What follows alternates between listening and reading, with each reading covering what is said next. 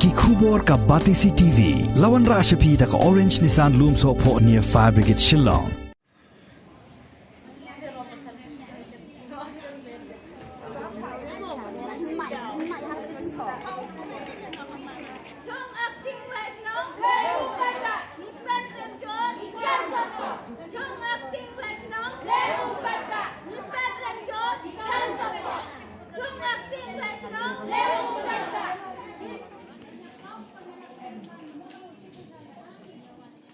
Ki pajba nong song jong kasnong jaran kabahap hapo ka Amlaram subdivision kiliami pajba puk da kabalik tur sa Pelau jong ka Gentia Hills Autonomous District Council hagakat pratari Gubernur Risau aracara arpuai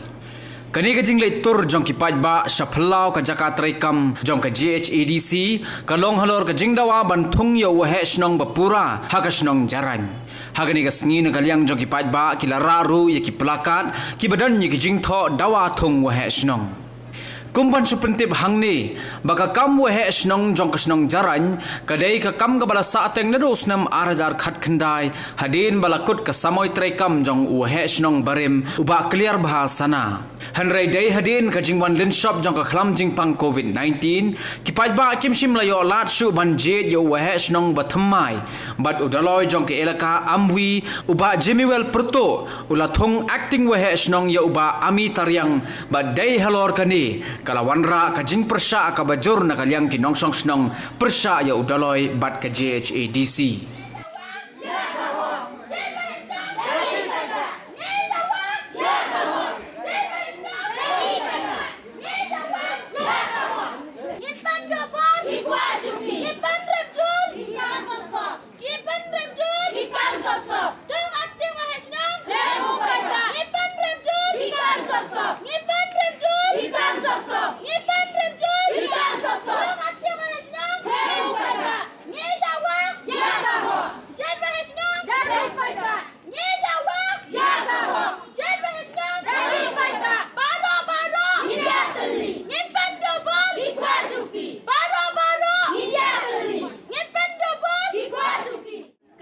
Kalong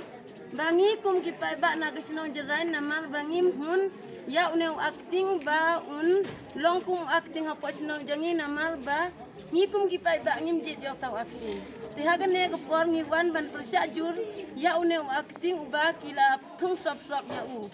kerai ki ong bangin le pan no de permission na USDO jongi ubana ka subdivision Amlaram bangin pan ka